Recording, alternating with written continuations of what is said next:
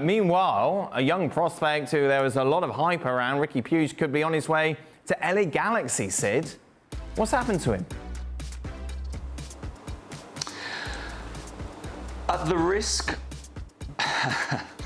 I'm very uneasy about saying this, but I'm going to say I'm very uneasy about saying it because I always think that, you know, you're talking about professional footballers, you're talking about very talented players.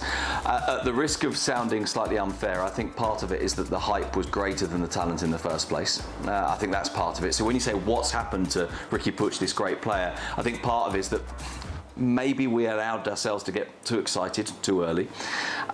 We saw that the one coach that in theory at least seemed to like the idea of playing Riqui Puig, which was Quique Setien, started playing him and started feeling that he wasn't quite kind of getting the things that he wanted from him, both in training and in matches. And of course then the other thing is the quality of the competition in the squad. And so ultimately what's happened is that Riqui Puig never quite became the player that he was built up to be, I think in part because that build-up was possibly a little bit too big. Robbo, do you think that's fair?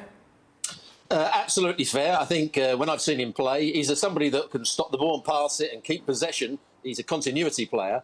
But when you've got a midfield player you want an all-round midfield player. You want somebody who's going to go and score goals. I don't think he's going to do that. Is he going to make runs beyond the front players? He's not going to do that. Is he going to hit that 50-yard diagonal pass over the top for somebody to run to? He's not going to do that. And is he good defensively? I'm not sure he's outstanding at that. He's a very good short passer of the ball. He'll keep possession, but that's where it stops. And they've got better players than him doing that at the moment.